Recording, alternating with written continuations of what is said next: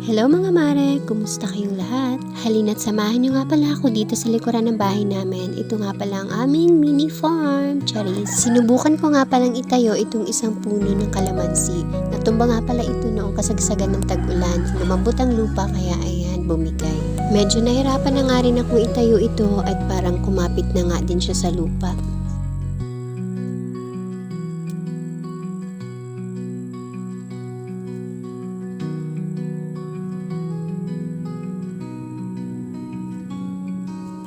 So ayan na nga mga mari ko at naitayo ko na nga siya at agad ko na nga rin tinanggal yung mga damo-damo na nakakabit sa kanya. Yun din kasi ang dahilan kung bakit nahirapan akong maitayo siya.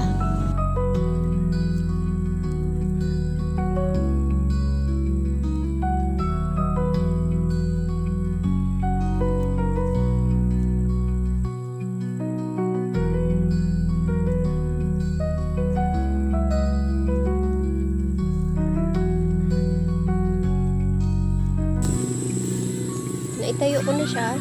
Ayan. Nilagyan ko lang ng ganito. Tapos, meron akong mga nakitang kalamansi na dito na pwedeng makuha. So, kukuhanin natin yan.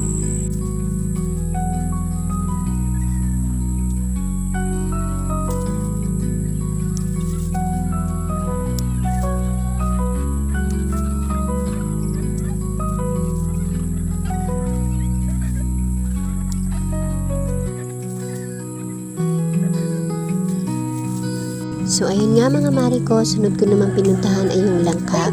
Dahil, hindi natin natanggalan na 'to guard. Ha?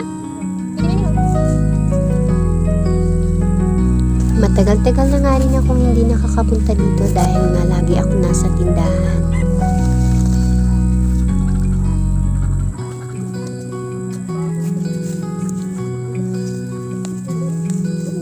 Tinanggal ko na nga rin yung ibang damo na nakapaligid sa langka. Noong nakaraang araw naman ay nagpa-grass cutter ako dito sa kapatid ko. Pero hindi nga natapos dahil nga umulan na naman.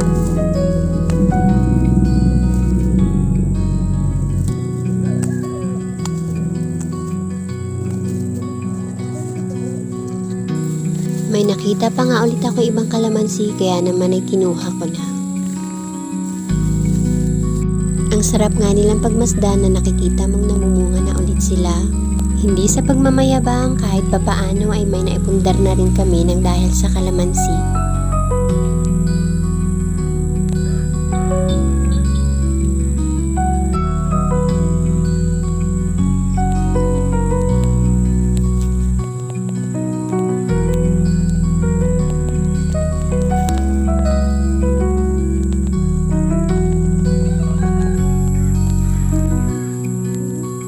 Pati nga pala itong pinya ay nagsipagbunga na rin. Simula nga nang naitanim namin ito ay pangalawang beses pa lang siyang bumunga.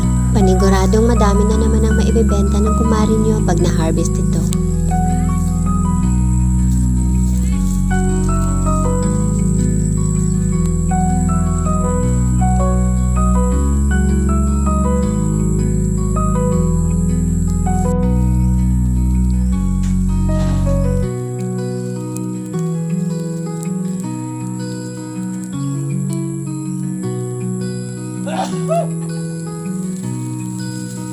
Bandang alas 5 na nga ito mga mari ko kaya naman napagdesisyonan ko nang bumalik na ulit ng tindahan at ako'y magluluto pa.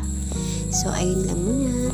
Thank you for watching. Bye bye! Love love! Pakishare na din!